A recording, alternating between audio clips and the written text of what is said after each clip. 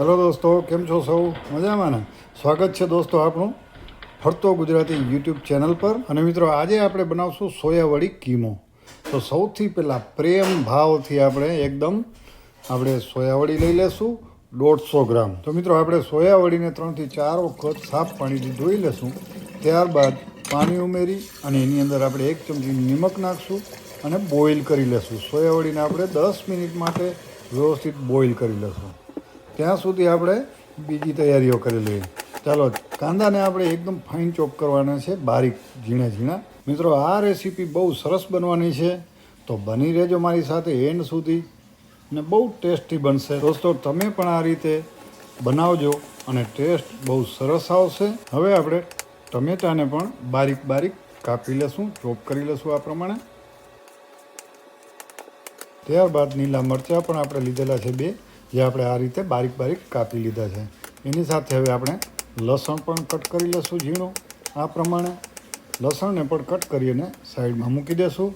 ત્યારબાદ આપણે અદરકને ખમણી વડે ખમણી લેશું.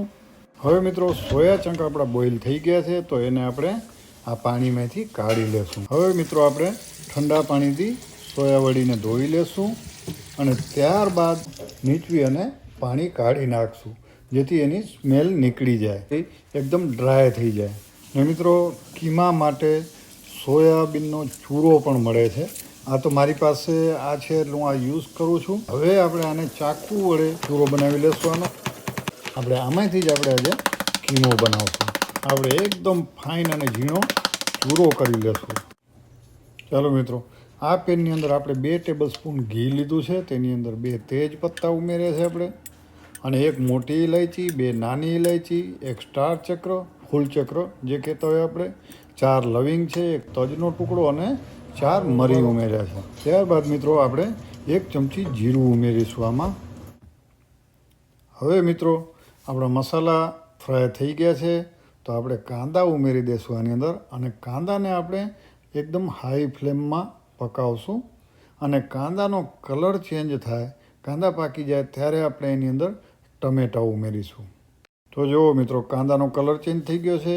હવે આપણે એની અંદર ચોપ કરેલ ટમેટાં ઉમેરી દઈશું. હવે મિત્રો, આપણે ટમેટાને બરાબર પકાવી લેશું, એકદમ ગળી જાય. અને એની સાથે આપણે થોડું નિમક પર ઉમેરી દઈશું.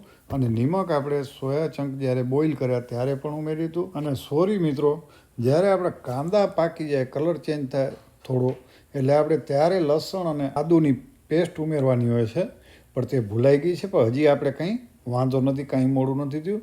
ટમેટાં ઉમેરી દીધા છે, ત્યારબાદ આપણે લસણ અને આદુની પેસ્ટ ઉમેરી છે. જો પહેલાંથી આપણે લસણ અને આદુની પેસ્ટ ઉમેરીએ તો તે બળી જાય, એટલા માટે. એટલે જ્યારે કાંદા થોડા પાકી જાય ત્યારે આપણે આદુ અને લસણની પેસ્ટ ઉમેરવાની હોય છે. હવે આપણે એની સાથે લીલા મરચાં પણ ઉમેરી દઈશું. હવે મિત્રો, સમય છે આપણે આની અંદર મસાલા ઉમેરવાનો, સ્પાઇસી ઉમેરવાનો. તો ચાલો, સૌથી પહેલાં આપણે 1 ચમચી લાલ મરચાં પાવડર લીધા છે, અને કશ્મીરી લાલ મરચાં છે આ. ચાલો, હવે છે હળદરનો વાળો. વાહ વાહ, શું કલર છે! બહુ સરસ હળદર છે. હવે ધાણા જીરા પાવડરને માઠું ન લાગે એટલા માટે આપણે એ પણ ઉમેરી દઈએ, બરાબર છે. એની સાથે ગરમ મસાલામાં માઠું લાગે જ નહીં જરા, એટલે એ પણ ઉમેરી દીધું, અડધી ચમચી. ચાલો, હવે વ્યવસ્થિત આપણે એને મિક્સ કરી લઈએ. મસાલા બધા મિક્સ કરી અને થોડું પાણી ઉમેરી અને આપણે આને હવે પકાવી લેશું, બધા મસાલાને એકસાથે. ચાલો મિત્રો, હવે છે એને ઢાંકણ લગાવી અને પકાવવાનો વારો. હવે મિત્રો, 5 મિનિટ માટે આપણે ઢાંકણ લગાવી અને મસાલાને પકાવી લેશું બધાને. મસાલા રેડી થઈ જાય એટલે આપણે આગળની કાર્યવાહી કરશું. જુઓ મિત્રો, આપણી ગ્રેવી એકદમ રેડી છે અને તેલ પણ છૂટું પડી ગયું છે, એટલા માટે ગ્રેવી આપણી હવે રેડી છે મિત્રો. હા મિત્રો, એક વાત કહેતો તો ભૂલી ગયો તમને, સોરી. હવે આપણે જ્યાં સુધી આ કીમો રેડી થાય છે ને, ત્યાં સુધી જો આપણી ચેનલ ફરતો ગુજરાતી છે, તમને બધાને ખ્યાલ છે, તો હજી સુધી જો સબસ્ક્રાઈબ ન કરી હોય તો આપણી ચેનલને લાઈક, શેર અને સબસ્ક્રાઈબ કરી નાખજો મિત્રો, ભૂલતા નહીં હો, ભૂલ્યા વગર કરી નાખજો. જો ગ્રેવી હવે એકદમ રેડી છે ને, આપણે જે સોયા ચંક રાખેલા હતા ચૂરો કરીને, તે આપણે આમાં ઉમેરી દઈશું. હવે મિત્રો, આપણે આની અંદર થોડું પાણી ઉમેરીશું. પાણી ઉમેરી મિક્સ કરી અને થોડી વાર માટે હજી આપણે એને પકાવી લેશું. 5 મિનિટ માટે આવી રીતે સ્ટર કરી અને આપણે પકાવશું. ત્યારબાદ આપણે એની અંદર હવે રોસ્ટેડ કસૂરી મેથી ઉમેરીશું.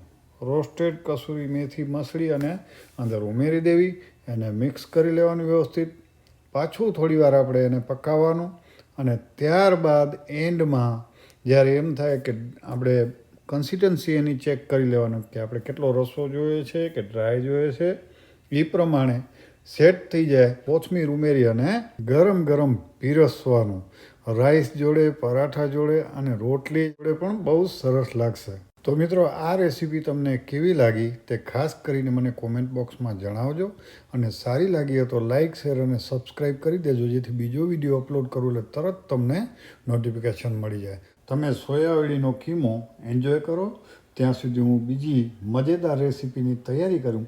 ફરી મળીશું, જલ્દી મળીશું. તમારું ધ્યાન રાખજો મિત્રો.